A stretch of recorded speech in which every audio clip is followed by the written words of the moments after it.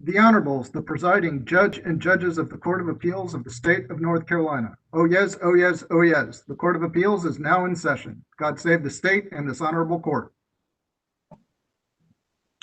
Good afternoon. Welcome to the North Carolina Court of Appeals. We're returning for case number 2131, State v. Tabb. We had some brief technical difficulties, so we're starting over. And let me just say, Mr. Corella, if you have any more problems, don't worry.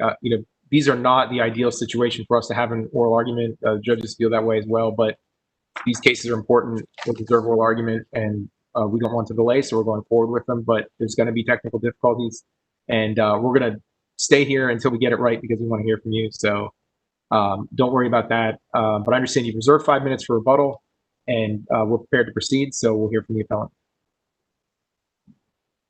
Thank you, Your Honor. On the night of December 17th, 2017, Officer Rose of the Winston-Salem Police Department and two of his fellow officers decided to walk up behind a parked car in the Greenway Apartments complex, seize its 3 occupants, and search them. Although the officers had observed nothing illegal or suspicious before they approached, Officer Rose immediately knocked on the driver's window and told him to get out of the car. The driver submitted to this show of authority. And at that point, the driver and all occupants of the car, including Mr. Tabb, were seized in violation of their Fourth Amendment rights. The trial court found as fact that the seizure occurred before Mr. Tabb was asked to exit on the opposite side of the car. The trial court made errors of both law and fact in finding no Fourth Amendment violation. Mr. Tabb asked this court to reverse the trial court's denial of his motion to suppress. Now, I would like to first address the question of when the seizure of the driver occurred, applying basic principles applicable under the Fourth Amendment and Article 1, Section 20 of the North Carolina Constitution. A seizure under the Fourth Amendment occurs when liberty has been restrained by physical force or by a show of authority coupled with submission to the assertion of authority. And this rule is summarized in the State v. Hawley case that included memorandum of additional authorities, and in Fleming and a number of the other cases it comes from the Supreme Court's Hodari D decision, as well as Terry v. Ohio. The second principle I want to deal with is that when police seize the driver of a car in a traffic stop, all the occupants are subject to like control by the successful display of authority. And that's from the Brenlin v. California case. And what this means is that— Let me stop you and ask you a question about that case. Certainly. I think an argument we're going to hear from your friend from the state is that this case is distinguished from most of the cases that are addressing this question of whether passengers are seized in a vehicle, because here the car is just sitting in a parking lot, and so the passenger, is not like there was a stop and you're in the middle of some highway somewhere. So if the passengers don't want to be involved, they were free to leave, just open the door and walk away as law enforcement talks to the driver. So what's your response to that? So my response to that is that we need to look at the facts and circumstances to understand how Brenlin applies here. The circumstances are we have a car that it has 3 people in it that's on and running in this parking lot. So it is unlike the cases like Turnage and Corpening, where the car itself comes to a stop in front of the officers and they then approach. So this car is there in the parking lot. It's actually not in a space, but it's in the lot, and the driver and all the occupants are free to drive away and leave. The way it differs, I think, from a pullover traffic stop is we need to look at the interaction between the officer and the driver to see when the driver asserted authority such that it was clear that the car was stopped and that no one in it could leave. And under these facts, what I would point to here are 2 things. First of all, the opening of the door. The evidence shows that Officer Rose, in uniform, knocked on the window. There was a dispute as to whether he may have opened the door himself or directed the driver to open the door. But if he directed the driver to open the door and the driver opened the door at that point has submitted to authority. The door of the car is open. everyone in that car would feel that they were subject to the control of the officers. So when we look at this under the basic principles of, when a seizure occurs, under these circumstances, the seizure of that driver, arrested the possibility that that car was going anywhere, and all of the passengers should have considered themselves seized at that moment. So, counsel, what about getting back to my question? I think one thing you may hear from your friend for the state is there is something different here from the situation you described, though, because there's some indication that this car has reached its destination, because it had been there for some time. It is in a parking lot, although, as you pointed out, not in a parking spot. But this is an area where you can imagine somebody just getting out of the car now and going somewhere. So why not, if it appears the driver is seized, just leave, get out of the car and go on your way? What's your response to that?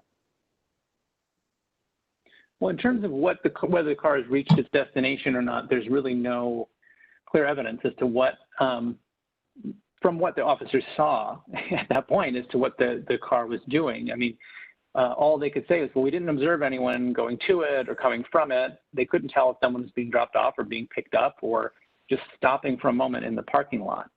So there's nothing in the record to let us make that determination that this car had stopped at its destination and everyone was about to get out, or that the officers had a reasonable suspicion or an understanding that that's what the facts were when they approached. Looking at the fact of the interaction, unless you have a further question on that point, I just want to go to the interaction between the driver and the officer. Yeah. Judge Tyson, I believe you're muted. Okay, is that better? Yes, thank you. Okay, thank you. Was there anything wrong with the officers on foot just approaching the car? Would that have been a seizure in and of itself? No.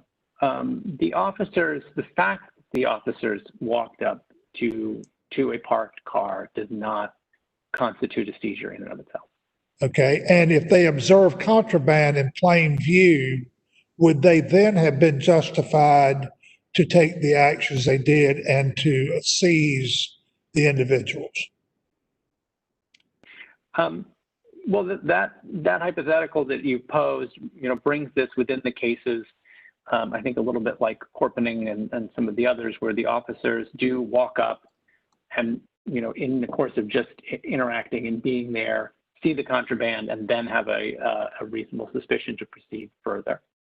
Okay, so if the judge found that testimony to be credible, that they observed in plain view marijuana and currency in the laps of the passenger, the defendant in this case, or anyone else, would that given them least reasonable suspicion, if not probable cause, to continue to ask the passengers to exit? In this sort of alternate version of the facts, where the officers walk up and this is simply what they see. I mean, the testimony that in this case is that the officers see these things on the right side of the car after Officer Rose has come, and the trial court's finding of the fact was that this was after Officer Rose, who does not see these things, does not smell anything prior to coming up to the car, has his interaction with the driver and gets the driver out of the car. Yeah, counsel, that's what I think. I'm sorry, let me follow up on that. So, because I think this is where you're headed is, so ordinarily, I think the way that our review of these sorts of motion, the denial of the sort of motion is designed, we as the appellate court are going to be reviewing findings of fact, ideally that are in and conclusions of law in a written order. We don't have that here. We have a transcript. Right. And one of the challenges that I've had is there seem to be some fact questions that are not resolved in the trial court's explanation in the transcript. And the one that I'd like to know your view on that I think goes directly to Judge Tyson's question is, and I'd go one step further. We also have the testimony of, I believe it's Officer Dime, that the smell of marijuana is sort of wafting from the car. And even that can, again, create this reasonable suspicion as they approach. But we don't know who got there first or the sequence of events. When did Officer Rose see the driver potentially reach for either contraband or a weapon, and at that point say, get out of the car, and versus the two officers on the other side approaching your client. So, how do we figure that out, and can we figure that out on this, what we have from the court's findings? Yeah, and I thank you for that question. I agree that the court's order in the record, which is on the transcript, which is not a written order, is not a model of clarity on some of these points. But I think what we can derive from that order is, the trial court was dealing with a number of conflicts in the evidence, conflicts between what the different officers said, and conflicts between what the officers said and what the videos showed. The way that the court resolved some of those conflicts, I think the court did resolve either by declining to make a finding on certain, testimony that was disputed, declining to find that fact, and in others by signaling either finding one of the two disputed facts or signaling that there's something unresolved. There's one instance of that. And so in terms of the fact that you have mentioned the smell, let me go to Officer Dime's smell first, because I want to make sure it's clear that we have, Mr. Tabb challenges that finding of fact on appeal. And that was a finding that the trial court made, that Officer Dime smelled marijuana through an open window upon approaching the car. And the basis for challenging that finding is the trial court in its own finding noted its reasoning, which was, well, the police report didn't say this window was open, but Officer Dime in court said something about the window being open. You really can't smell unburnt. They weren't smoking marijuana, right? There's unburnt marijuana. You can't smell unburnt marijuana through a closed window. So it must have been open. So I'm finding it was open, and he smelled it. Well, the trial court did not review the video at that point, as he did with some of the other evidence. And, based on the documentary evidence in that video, it's actually very clear that those windows are closed, and that, which is consistent with the police report, but not consistent with that testimony, and that finding was an error, that the judge didn't go back to review what the video showed, as he did with the officers in some of the other cases, and that finding the trial court made, that was an error. In terms of the sequence of events, is that the only finding that you challenged? That is the only factual finding that we are challenging on appeal.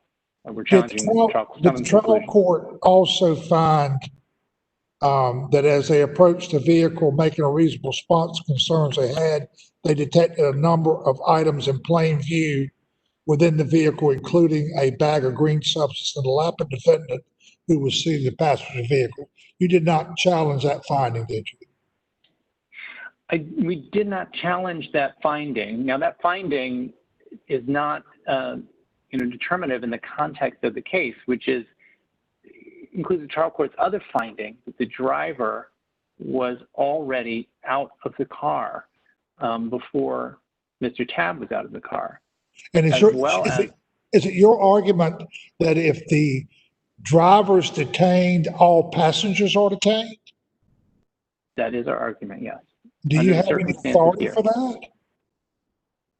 Well, the key authority would be Brendlin versus California, the Supreme Court's case from 2007, which held that as the sort of general rule for a traffic stop.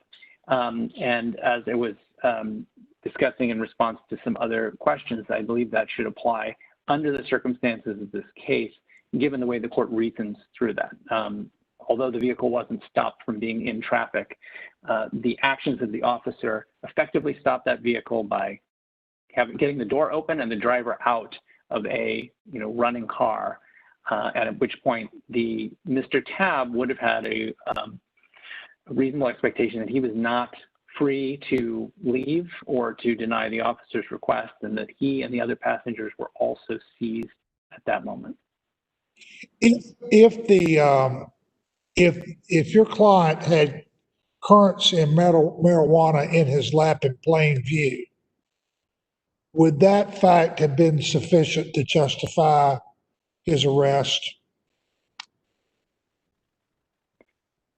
That fact would standing alone, I mean, if what I believe your question is getting at, and you can correct me if I misunderstand, but is if the officer had simply walked up and seen that, and those were the facts, the officers just walked up on the right side of the car. There was no Officer Rose. Nothing happened before.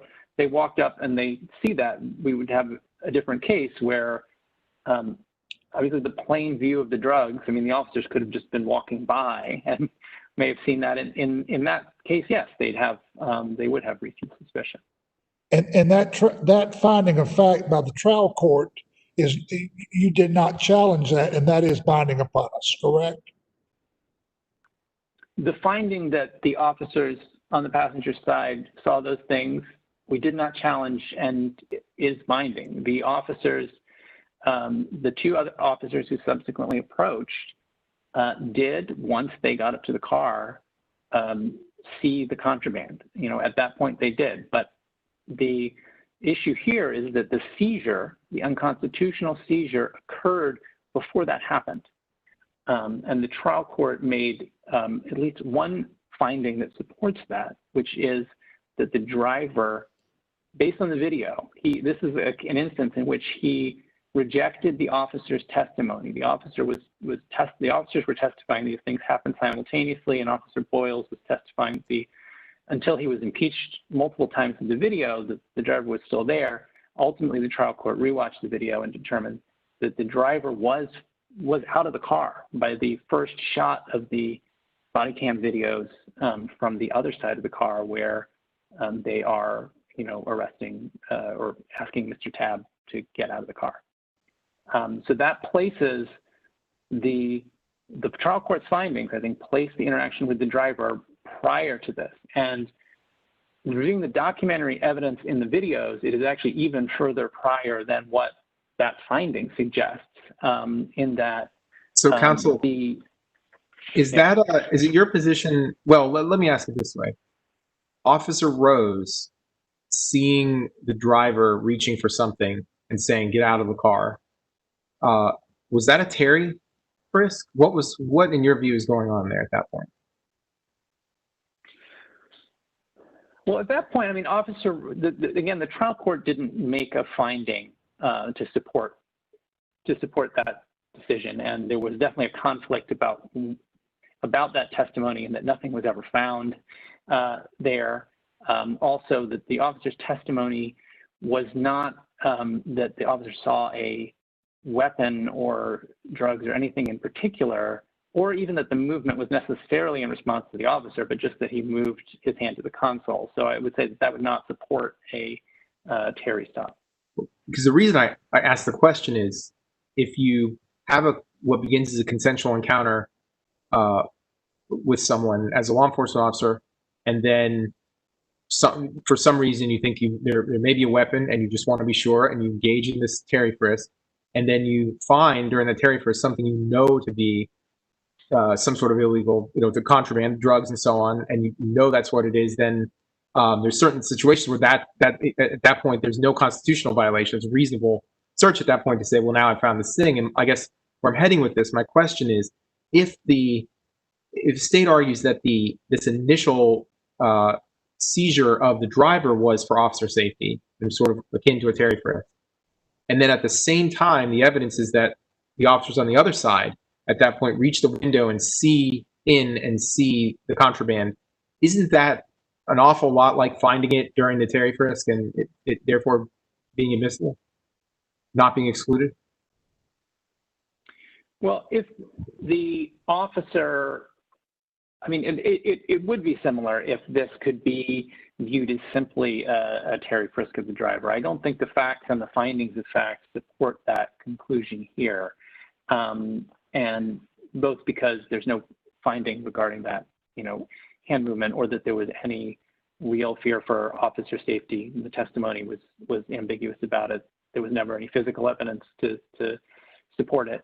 And the immediate actions of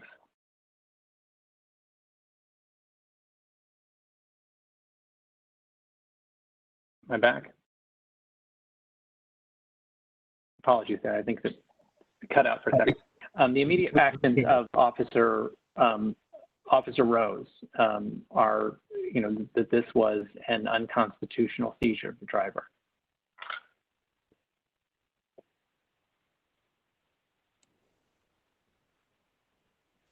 So if we conclude that we can't sort through the competing evidence, what is the remedy?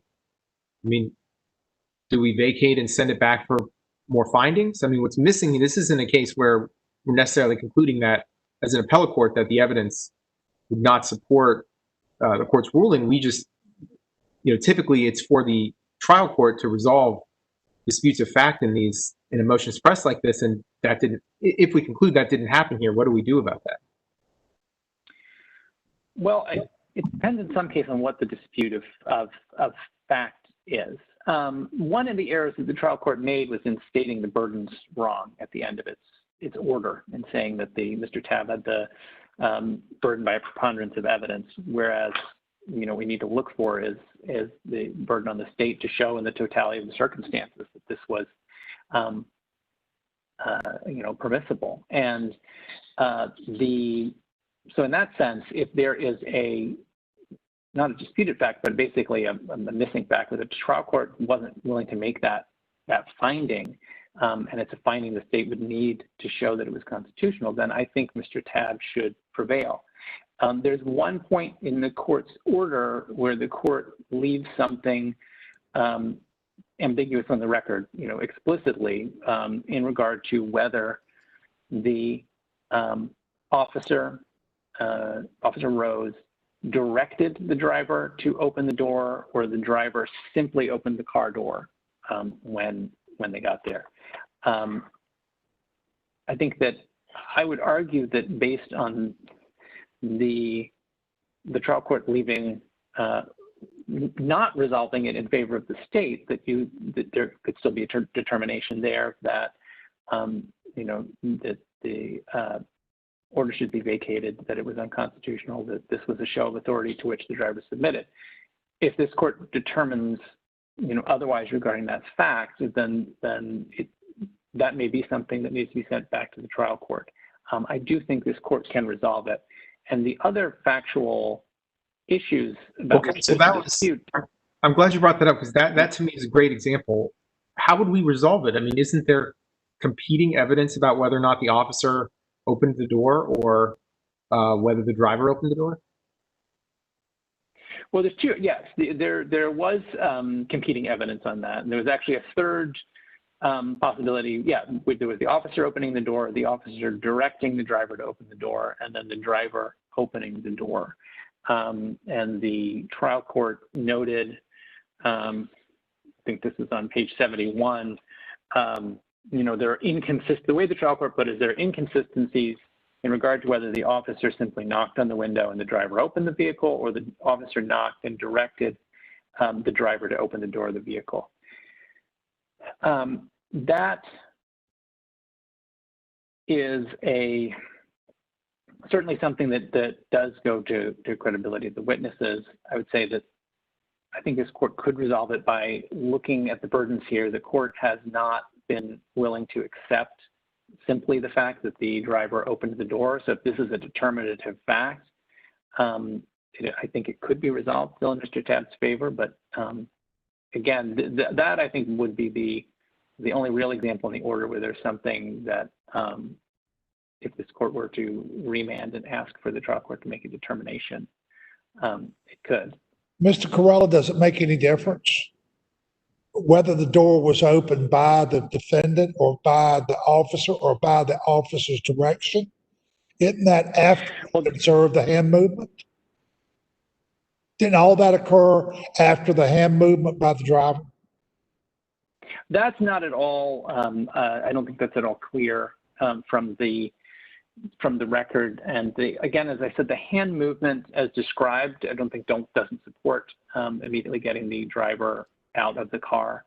So if the officer saw the movement of the driver's hand to the console, at that point, whether he opened the door, he told the defendant to open the door, or the defendant opened the door, doesn't make any difference.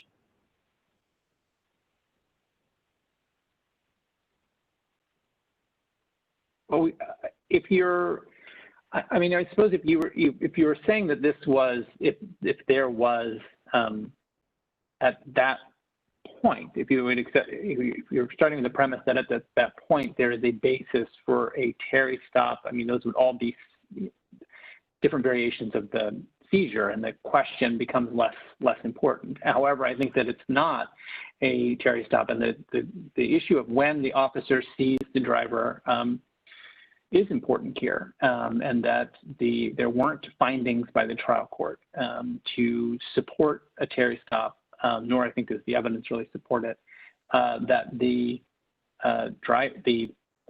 and that Officer Rose, by either opening the door or directing the driver to open the door, seized him at that point. And then we go to just 2 or 3 seconds later, there's no question that he ordered the driver out of the car almost instantly upon opening the door. And that certainly is a seizure.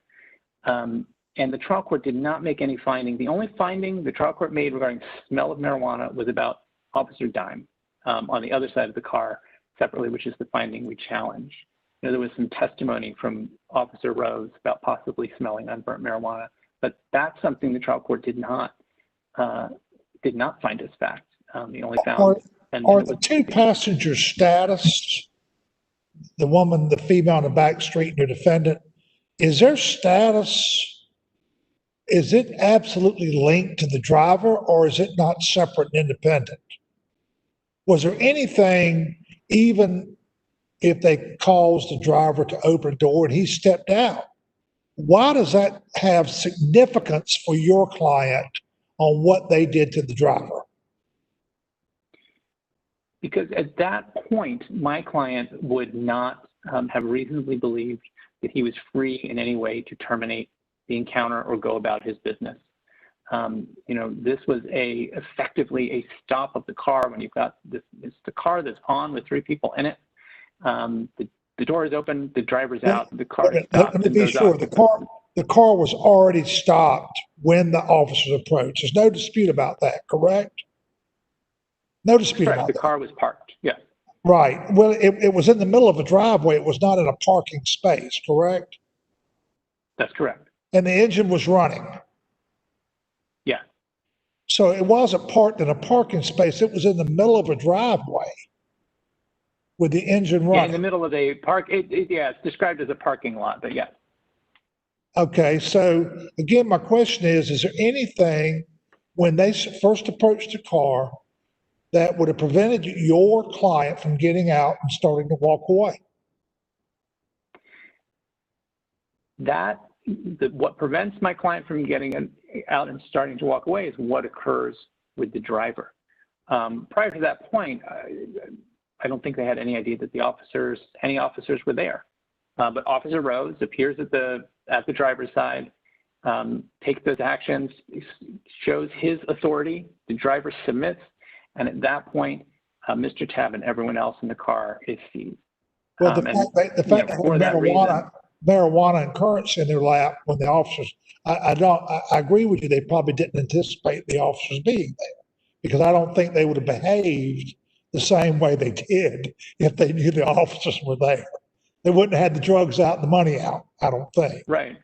But I still question whether whatever happened to the driver, the timing of that or whatever, how your client can receive the benefit of that, particularly when there is an unchallenged finding of fact that the officers approached your client's side of the car and saw the marijuana and the currency in plain view. And we're bound by that finding, whether or not, you know, they smelled it before they got there or not, which you did challenge. What you did not challenge is when they got to the side of the car, the drugs and the currency was in plain view. Yes, that's right. And I think you can look at cases like the State v. ICARD case, looking at a series of events that once the unconstitutional seizure has happened, the fact that they observe or find things through some other means doesn't, excuse the prior unconstitutional seizure. And the evidence must be suppressed. Yeah, I'd like to Counselor, reserve my remaining time for rebuttal. one follow-up question, but we'll give you some extra time because we've eaten into your rebuttal quite a bit. But so, is it your position that in order for your argument to work, the seizure of the driver had to be the Fourth Amendment violation? That if there was some basis to seize the driver, the evidence would support the fact that then as the other officers approached, they saw the evidence in the car that provided they saw the drugs on your client. Right. So you're relying on the fact that there's already been a violation at that point. Yes, this argument is, I mean, I'm making the argument under Brendlin and the State v. Canty case that the passenger has standing to assert the Fourth Amendment violation of the driver's right. Right. So the point I'm making here is, isn't then a critical question that we need to know the answer to the order in which the officers approach that vehicle? Because if at the same moment that Officer Rose is reaching the driver and this is starting to happen, Officer Dime is smelling the marijuana, or the officers can see in the window already, then your argument falls apart. Would you agree with that? Yes, yes, to the extent that the timing is critical, right. And that is something this court can take from the documentary evidence of the videos, among other things, and the trial court's uncontested finding about the driver being out of the car. Well, I watched those videos, and the videos did not help me figure out the sequence in which the officers arrived. I didn't see anything, unless I'm missing something in those videos, of being able to see them actually approaching at the same time and piecing together, okay, which officer got there first and what happened. Am I missing something, or is that in the video? In the video, in Rose's video, you don't see the very beginning. You don't see the initial approach. But what you see is the knocking sound. The driver's door is open at 45 seconds in. Driver's out by 53 seconds, and then he's in handcuffs by a minute.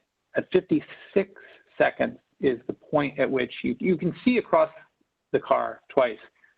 Before that, you see no one, but at 56 seconds, you see Officer Boyles looking in with his flashlight, and that's when he sees the drugs, and that's after this driver is out of the car.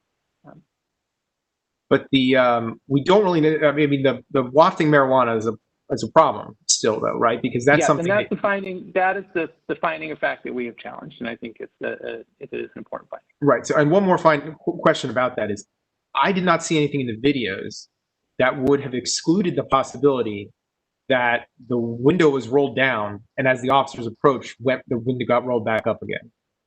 Is there something I'm missing there that shows that wouldn't be possible?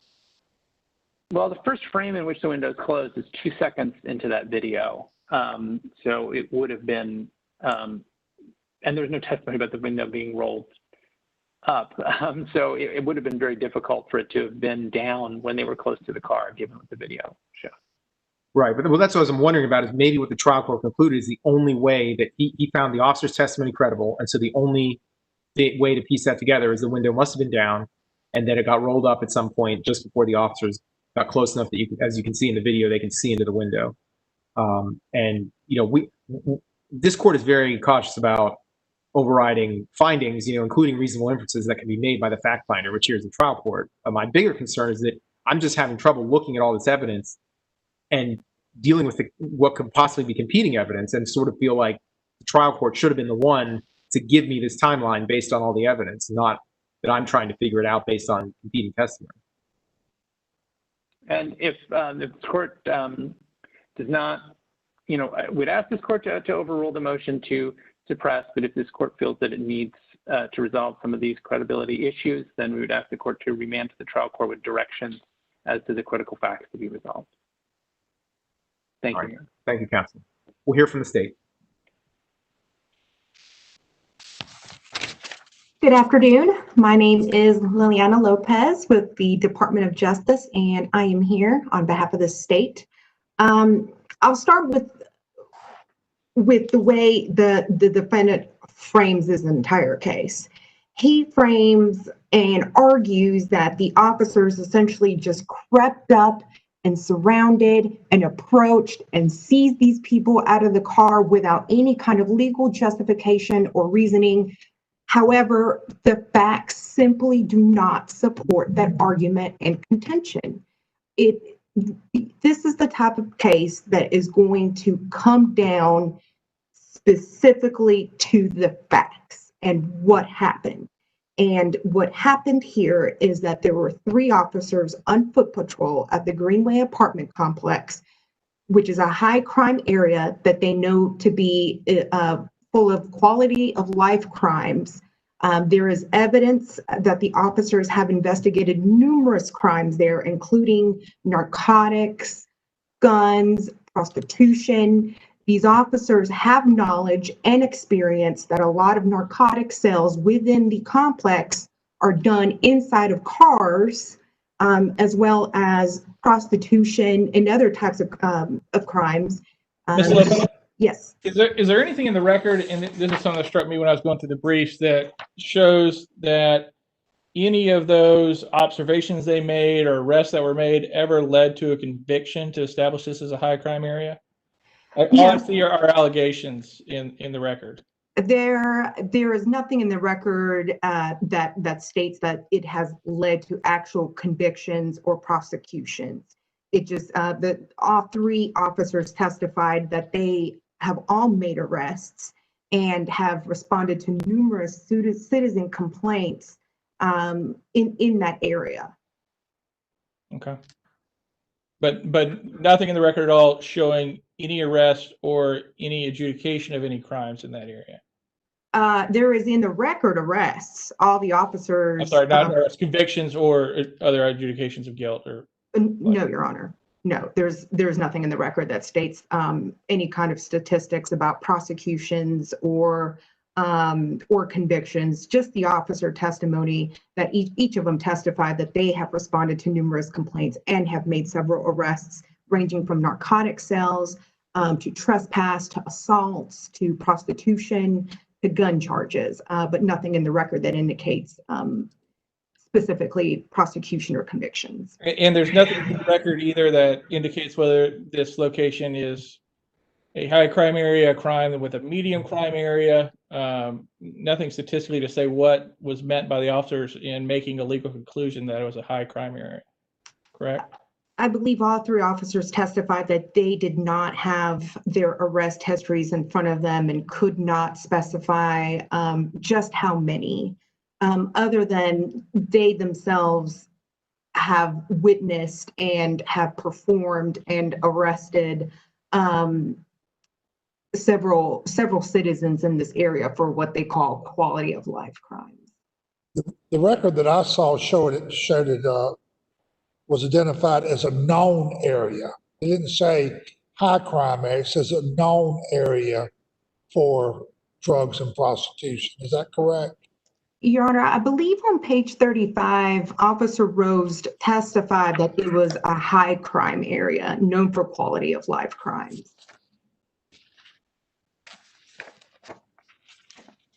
So was there any evidence in the record about where the car came from or where the car was going? No, Your Honor, there is nothing in the record that indicates where the car was coming from. In fact, it's uncontested evidence that the car never moved. All 3 officers testified that they actually had observed the car from afar and had observed it for some time.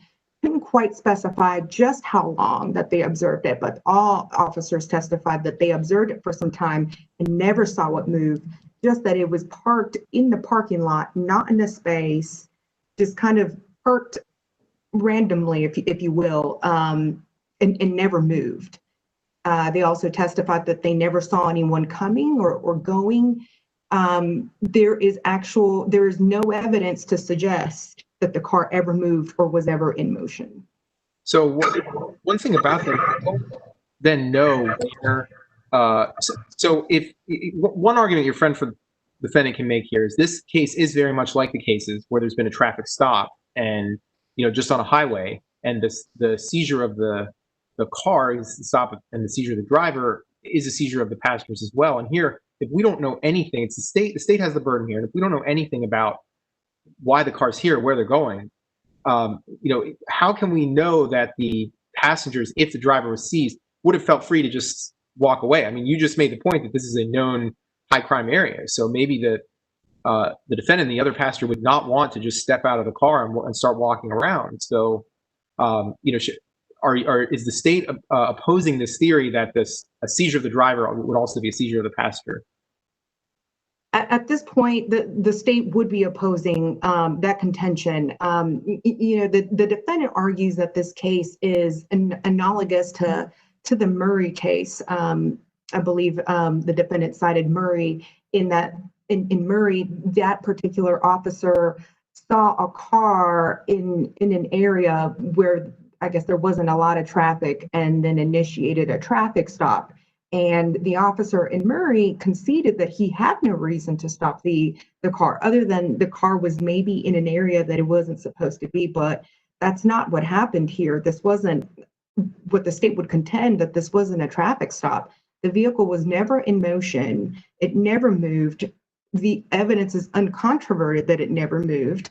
The state would contend that this is more akin to a consensual encounter because the officers merely just approached the car to see what was going on for several reasons, justifiable legal reasons. But the state would contend that this is more akin to a consensual encounter than it is an actual traffic stop, like Murray or even turnage.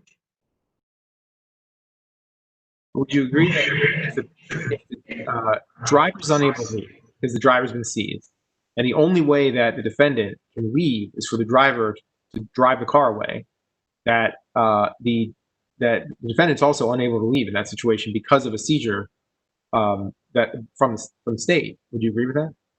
It depends on the situation. I think in a situation where, a car is driving on the freeway and an officer turns on the sirens and the blue lights and effectuates a stop, and it stops, on the side of the road, certainly in those cases, it's arguable that the passengers would not feel free to leave, because at that point, where are they supposed to go? It's the side of the road. But certainly, I think an argument can be made here where a passenger could have felt that they had the liberty to leave. We don't know. We didn't know at this point if the defendant who was seated in the passenger area lived at that apartment complex. He could have felt, he could have just stepped out of the car and have walked a couple feet, into his apartment and have been done for the night.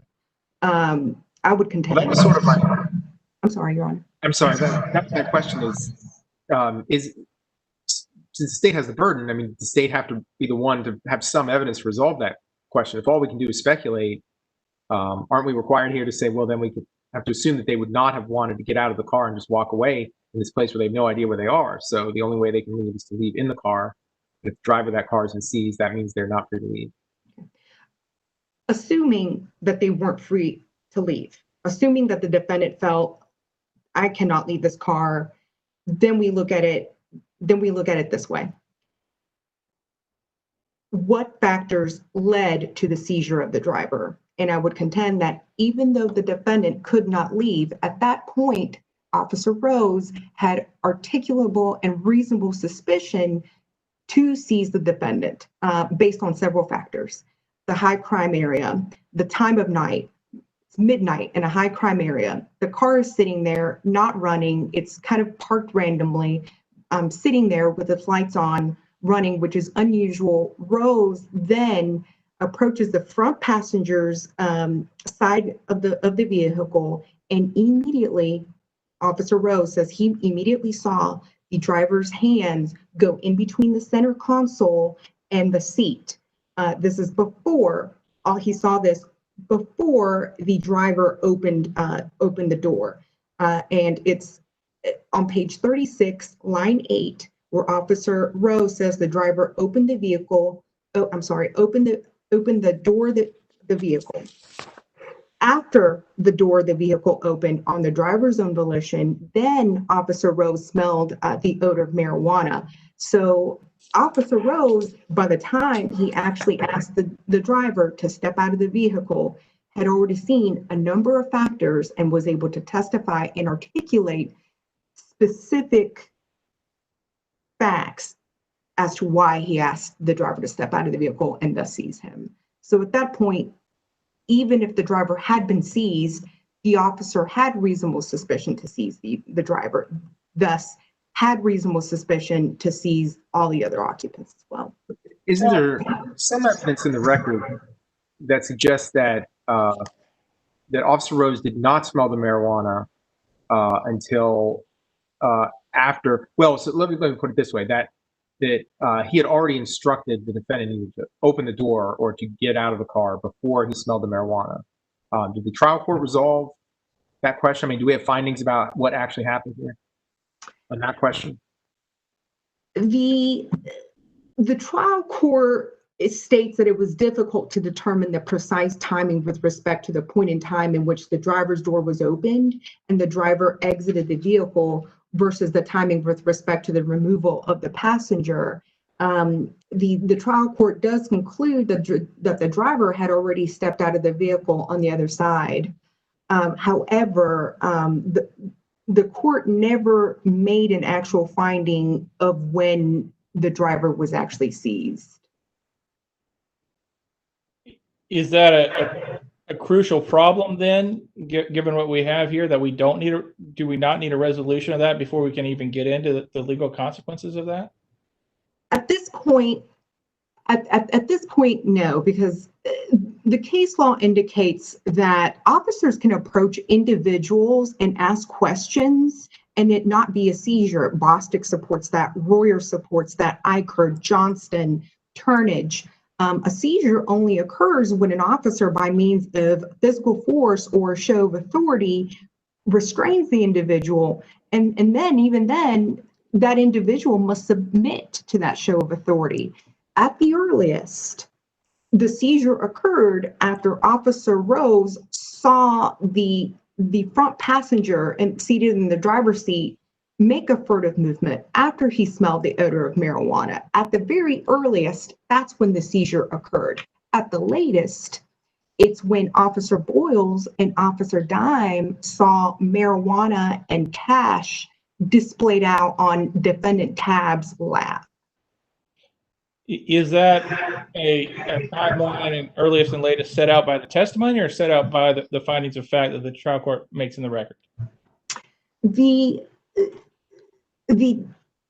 trial court, in his oral findings, says that a significant aspects include the fact that as officers lawfully approached the vehicle and shining their flashlights into the vehicle, making a reasonable response to the concerns they had about the vehicle, they detected a number of items in plain view within the vehicle, including a bag of green substance on the lap of the defendant who was seated in the passenger's vehicle.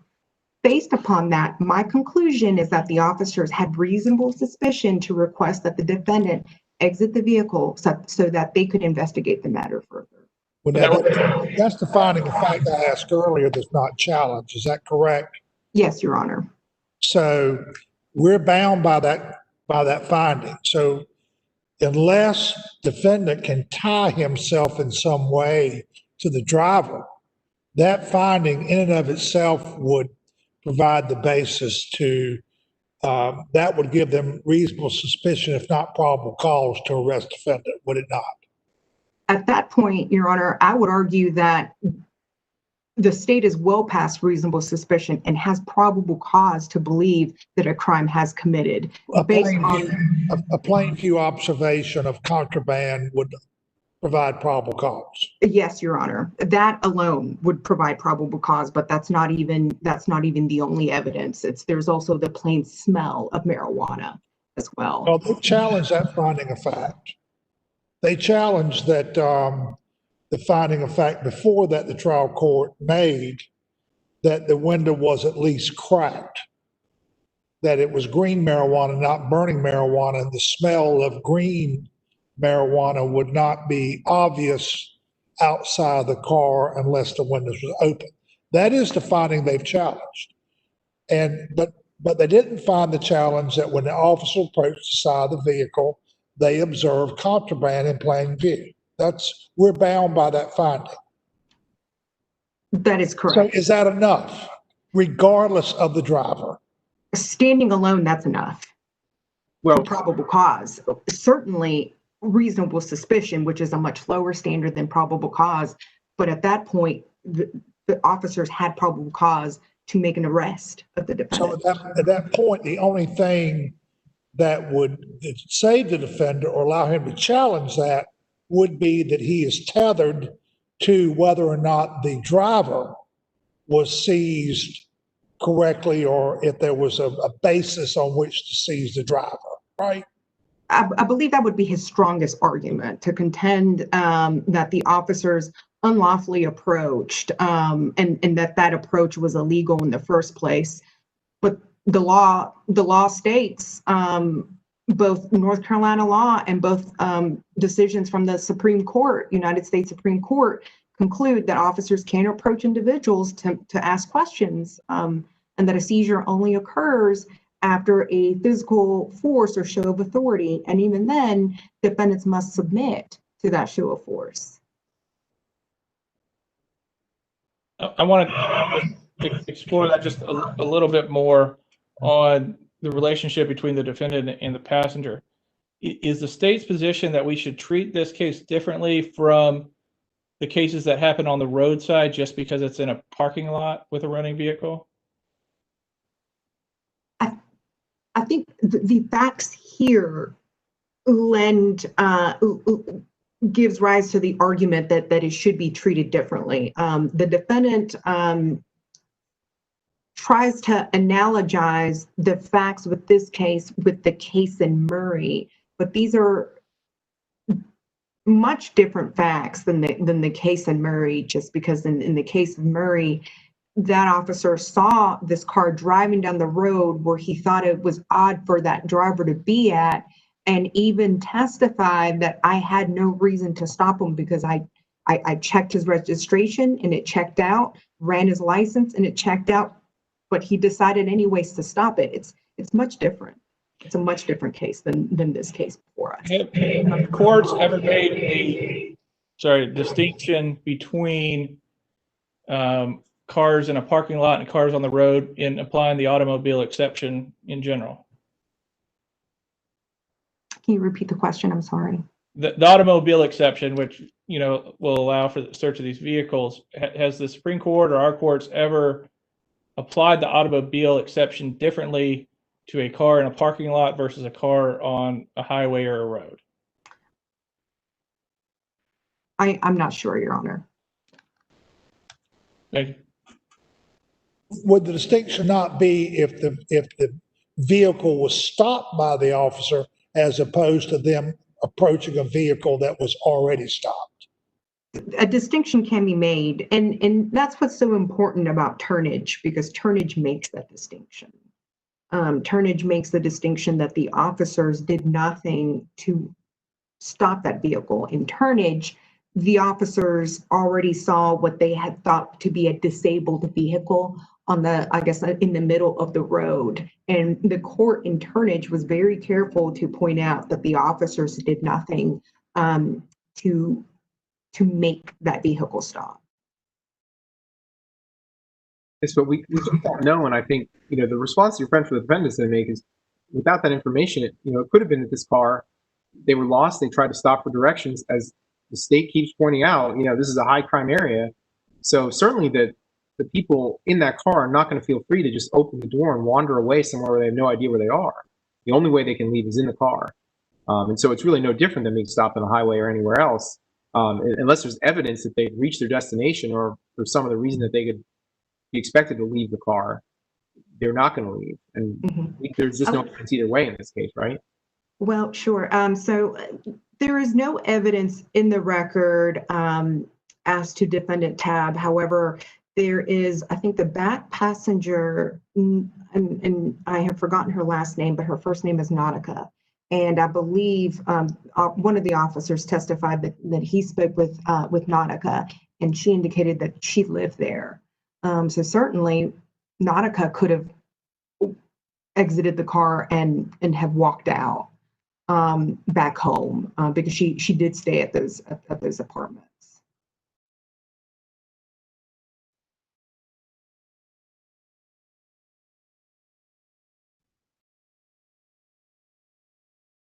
the memorandum of additional authority that was filed. I'm sorry, I don't think I heard the first part of the question. I just heard something about the, Did you review the memorandum of additional authority that was filed with the cases, Battle and Holly. Holly and Battle? I Would did, you Your Honor. comment on that, whether or not they have any bearing on this case? Well, it's interesting, you know, that the defendant included Holly in his memorandum of additional authority, because I think that case actually helps the state. Holly's an interesting one because that is a case where I think the officers did purely stop someone just because it was a high crime area. But Holly can be distinguished from the case before us because Holly says without evasive actions or other incriminating circumstances, the officer was left with no more than an unparticularized suspicion, which is much, much different than what we have here. The officers didn't approach the car purely because it was in a high crime area, but because there were several factors that they took into account. It's not just the high crime area. It's because the officers knew and had investigated numerous narcotics investigations there. They had knowledge that a lot of the narcotic sales and other crimes were committed in cars. It was one of the factors was the time of night that the car was sitting there. That Officer Rose saw this furtive movement from the front passenger and the smell of marijuana. It's not just because that they were in a high crime. So Holly can be distinguished from the case here. In that case, in the Holly case, an officer just stopped the defendant just because he was in a high crime area. But the facts here are not like the facts in Holly and can be distinguished. So I think Holly actually helps the state in its argument. Standing alone, the fact that these three occupants of the car were in a known high crime area may not be sufficient. But again, Officer Rose and all the other officers took several factors into account.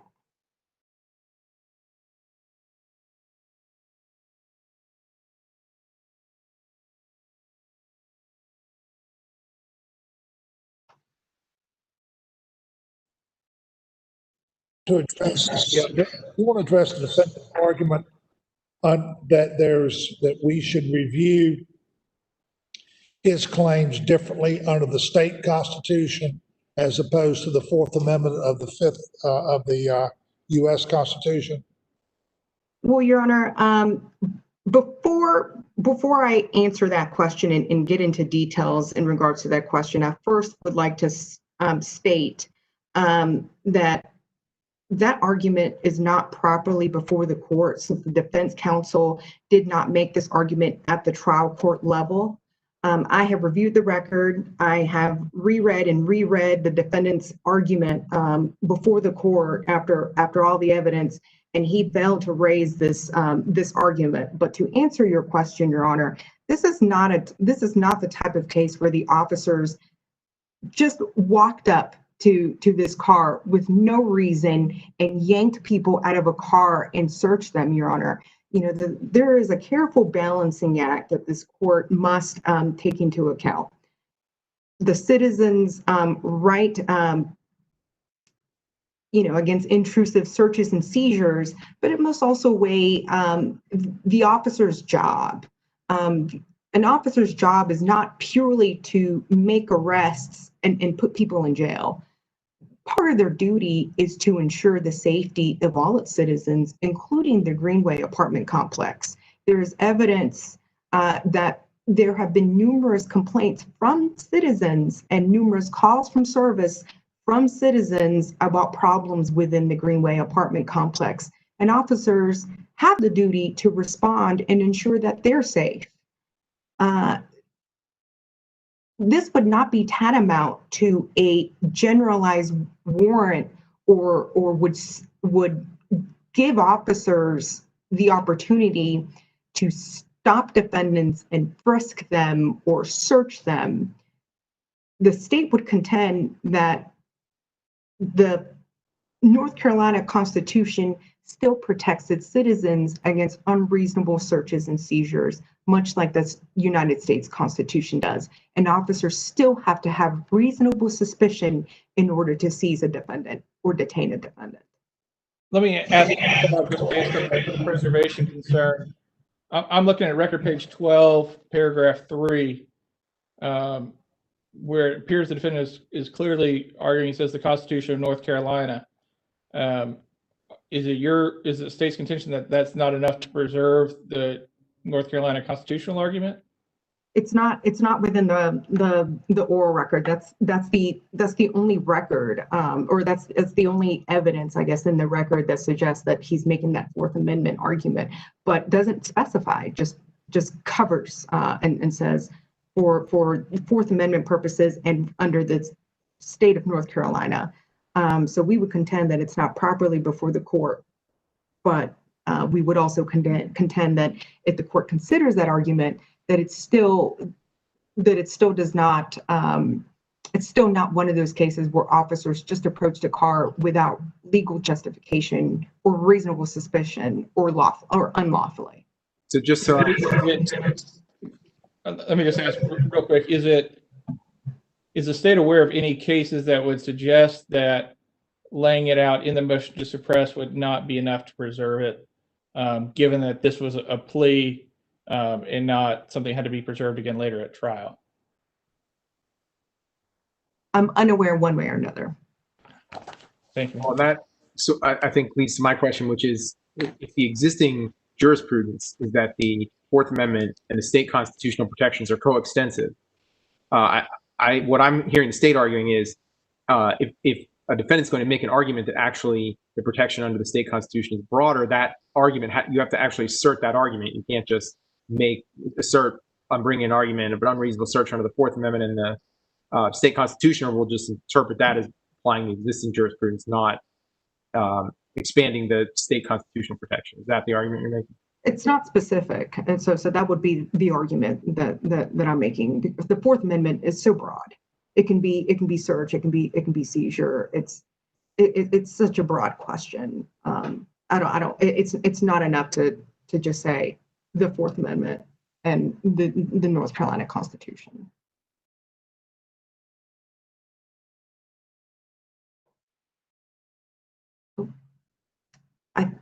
I think I lost a number of people. Is that Looks just like we temporarily lost the AOC connection, but it's back. okay? So you don't know of a case where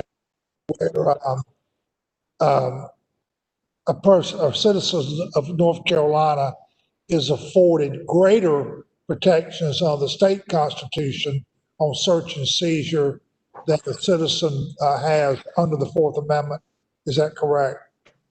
Well, the statute itself is markedly different than the Fourth Amendment. And the North Carolina Constitution provides whereby any officer or other person may be commanded to search suspected places without evidence of the act committed, or to seize any person or persons not named whose offense is not particularly described in support of the evidence, are dangerous to liberty and shall not be granted. My question is that even though the language is different, has that language ever been interpreted to grant citizens of North Carolina greater protections against unreasonable searches and seizures than what the Fourth Amendment provides? I don't believe so, Your Honor. I believe that Judge Dees said they're coterminous. The jurisprudence under that clause in our state constitution, in the Fourth Amendment, he says the jurisprudence is coterminous. Well, I said coextensive. Now, to be fair, I think there is no good faith exception to the warrant requirement in the state constitution, or at least there's some case law that suggests that. But that's right. I said coextensive. I stand corrected. I'm sorry. Coextensive. But other than good faith exception, is there any other provision that would give someone in North Carolina greater rights under the state constitution than what they would have under the Fourth Amendment to the federal constitution? my understanding of the case law that I researched for this particular case is that the cases Johnston, Turnage, Eichert are all lock and step with those cases that are decided by Bostic and Royer. In that officers can approach individuals and ask questions, but a seizure can occur when an officer, by means of physical force or show of authority, restrains the individual.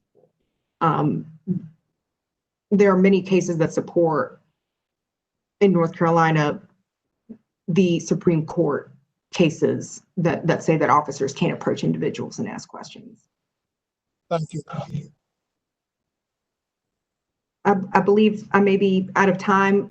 We would just respectfully request that this court find no error and affirm the trial court's ruling. Thank you so much. All right, thank you, counsel. Any rebuttal?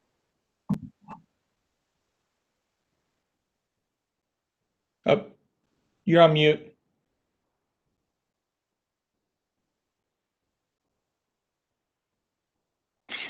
Yes, briefly, Your Honor, I'll try to just address a couple things. One, the question about the state constitution and why that argument is in there. You know, Judge Dietz mentioned the good faith exception. The way, and that was in the case of State v. Carter, the way that worked was essentially that our Supreme Court, having generally found the protections to be the same, declined to weaken those protections in a way that the United States Supreme Court has. And as I tried to lay out in the argument, there are some cases that have weakened those protections in the United States Supreme Court now, and the analysis is essentially the same. Mr. Tabb should win under either for the same reasons, but if there is, this court should find that the Fourth Amendment now, would allow a later finding of something on the right side of the car to justify it, that this court declined to do that under Article 1, Section 20. I would also just want to point that the trial court in its findings of fact, page 71, this is an unresolved one, but the court did find evidence that the officer knocked on the window and directed the driver to open. Certainly, if that's the state of affairs, that is a show of authority and submission to show of authority. And I note that the case of iCard talks specifically about doors being open. I would also still ask this court to look at State v. Fleming, which involved the two black men walking in the housing project at night, and the supposedly consensual, the stop that was held to be unconstitutional when they spoke to them and patted them down at the same time. And look at the course of events here and what was going on, and look at this case in light of what the exclusionary rule and our state and federal protections are meant to guard against, which is unreasonable searches and seizures, general warrants, deciding to search people on the basis of really no reason at all except where they are, and perhaps if not directly on the color of their skin, then disparately on that basis.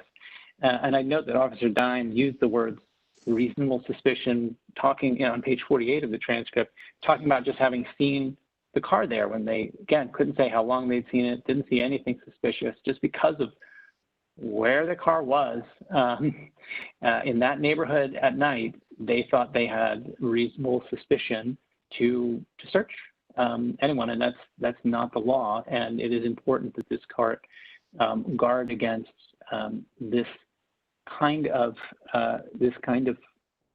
policing and the actions that were taken to sort of immediately seize the driver of this car. And the best way to do that is by excluding the evidence that was later found on my client in this case. Let me ask you this. The difference between reasonable suspicion to go further, to do further investigation, and probable cause to arrest.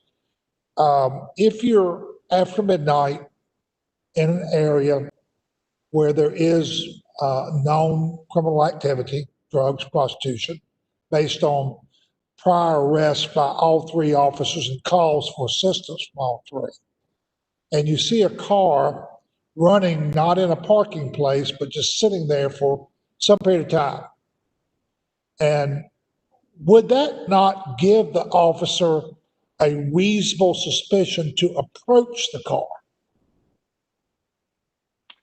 it would not give the officer reasonable suspicion to search. No, that's not my Certainly the question. officer Would you may, give him- and reasonable suspicion is not what the officer needs to approach the car. The notion on those approach rules is that an officer is free to just talk to and check on, you know, have a conversation with any individual. And again, I just point to the State v. Fleming case and how it viewed, again, it was two people on foot, but it's a similar kind of situation where that's it. And in that case, there was evidence of daily crack dealing, very specific crime evidence, which there's not here. Isn't that a case where also the stopping of the individual was immediately followed by a pat down? Yes, it was. Those So were the facts there that was a that show made of it a seizure. force. There was a show of force in Fleming, independent of stopping and asking the question or stopping the individual, right? Yes, and I would say also in this case, in terms of ordering the door open and the driver out. Okay. Mr. Corella, let me ask you this question. I know it's, and I'm not making you asking you to make a concession here, but even if we agreed with you on your Article 1, Section 20 argument, and we agree that our state court shouldn't be ceding our own individual sovereignty and interpretation of our Constitution to the federal United States Supreme Court, even if we agreed with you sitting at the Court of Appeals, is there anything you can hang your hat on that would give us authority to rule otherwise, or is that just an issue that's going to have to be decided by the Supreme Court if they so choose? I would just say that each court has to apply the North Carolina Constitution just as I would say as it's applied, for example, in trial court 3-judge panel cases where they're asked to determine redistricting and other issues where they have to apply provisions of the North Carolina Constitution when they've been raised and interpret the meaning of those. The Supreme Court has the final say.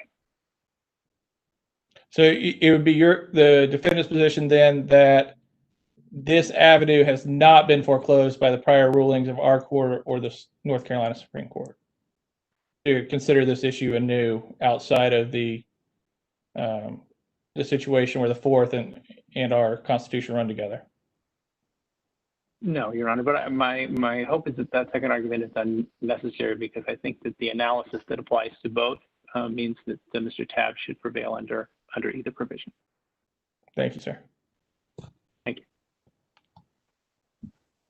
All right, I want to thank the parties for being willing to participate in this remote argument. I know we've had a couple of technical hiccups, but we were able to understand the argument, so thank you very much. And we'll adjourn. Mr. Soar?